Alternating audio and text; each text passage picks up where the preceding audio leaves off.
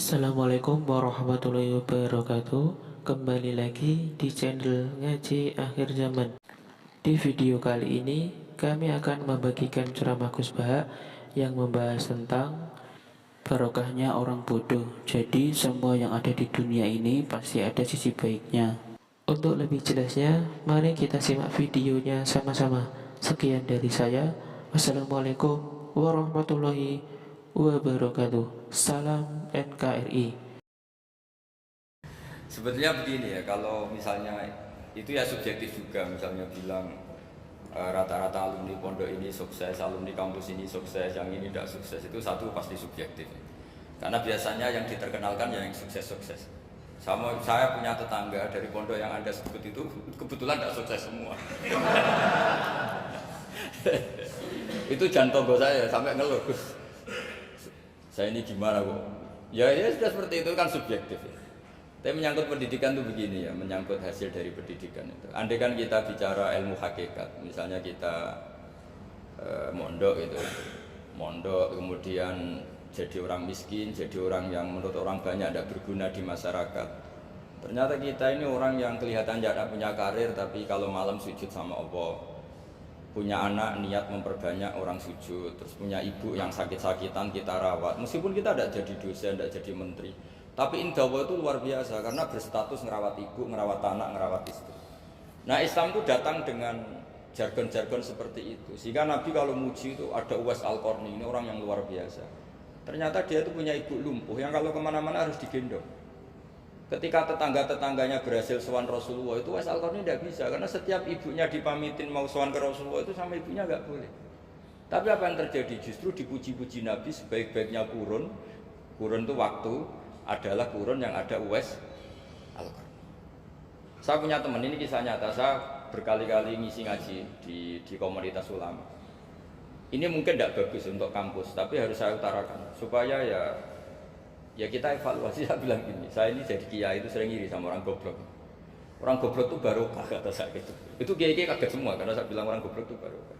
Saya beri contoh gini, misalnya saya pinter, terjuara MTQ, juara hafal Quran atau juara baca Quran secara tartil, ujung-ujungnya saya dapat hadiah umroh atau apalah, atau hadiah rumah atau apa. Pertanyaannya adalah mendapat. Saya ulang lagi, mendapat. Sementara ada santri yang bodoh, gara-gara bodoh itu dosen UI yang enggak, jadi kiai yang enggak, akhirnya dia jadi pekerja di Korea. Barokahnya bodoh tadi. Karena di Korea melihat orang ateis, akhirnya dia kepikiran bikin masjid. Sebagian gajinya disumbangkan untuk masjid. Ini bodoh pendiri masjid. Tapi kita gara-gara dosen dakwah di masjid, ini pinter dapat uang dari masjid. Nah ini bukan nyindir, ini biasa saja. Ini maksud saya. Maksud saya, kamu jangan ngabaikan hidup. Akhirnya apa yang terjadi? Saya ini punya teman ini betul. Saya ini kan kecelok dulu tuh Gus Salim. Nasib saya di mana-mana dihormati. Kadang saya merasa dosa. Kok dihormati? Saya punya teman, dulu gobloknya minta ampun, sekolah sekelas sama saya. Gobloknya, soalnya gobloknya harus disepakati sudah. Ya, goblok mujma'alah kira-kira. Singkat cerita dia itu hidup di pedalaman Kalimantan sekitar tahun 92.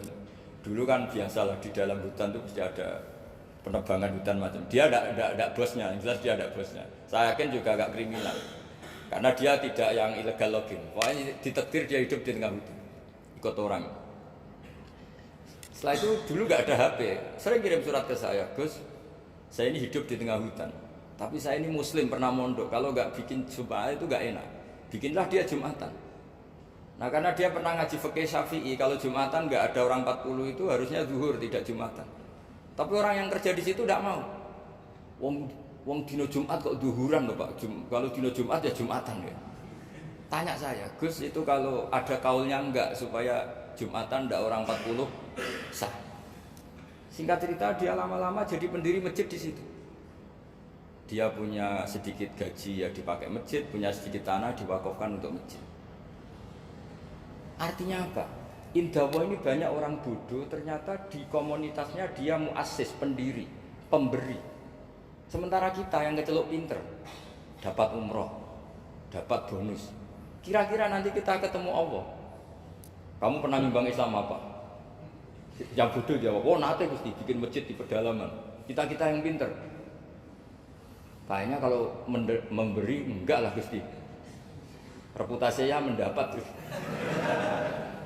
Nah artinya gini, kita jangan mengukur, makanya Rasulullah itu punya sisi unik. Ini mungkin pelajaran bagi kita semua. Orang-orang Ansor kita tahu semua berposisi memberi Rasulullah. Semuanya orang Ansor. Ngasih rumah, ngasih tanah, bahkan bukan sekedar ngasih Rasulullah, ngasih sahabat-sahabat yang dibawa Rasulullah, yaitu orang Muhajirin. Ketika Nabi mengalami sekian kemenangan, futuhat, Nabi bagi-bagi harta itu orang Ansor gak dikasih, sama sekali gak dikasih.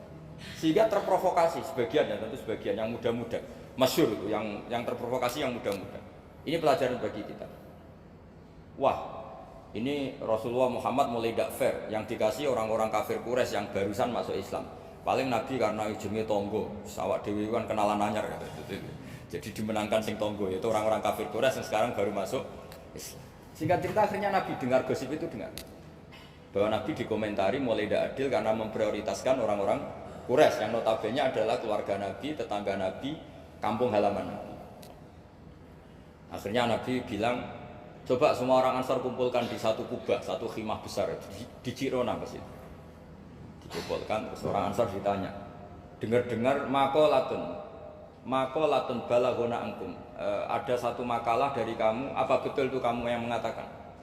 Terus ketua orang Ansar ada yang namanya Sa'd bin Ubadah berdiri, ya Rasulullah, amazu ahlamina fala yaquluna syai'an. Orang-orang terpelajar kita ada yang komentar, tapi yang muda-muda ini memang ngomong seperti itu, bahwa jenengan sekarang mulai lebih tertarik ngurusi orang-orang Quraisy daripada kita.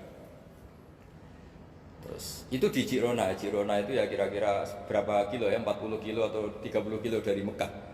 Zaman itu Nabi posisi di Jirona. Jawabannya Nabi itu unik. Oh iya kata Nabi. Apa yang dikatakan Nabi? Saya ini Rasulullah, nanti kamu pulang bersama saya. Tapi orang-orang ini, orang-orang Bedui ini, setelah saya kasih kambing, saya kasih unta, mereka pulang. Ama tardona ayarji annasu bisyati wal ba'ir wa tarjiuna antum bi Rasulillah. Kamu ini nanti mendapat saya ini nanti ikut pulang kamu ke Madinah. Berarti kamu mendapat saya, afdhalul khalqi, orang terbaik di dunia. Mendapat sayyidun nabiyyin wa. Tapi orang-orang yang setelah saya kasih uang itu pulang. Artinya gini, kamu berorientasi mendapat saya apa mendapat uang?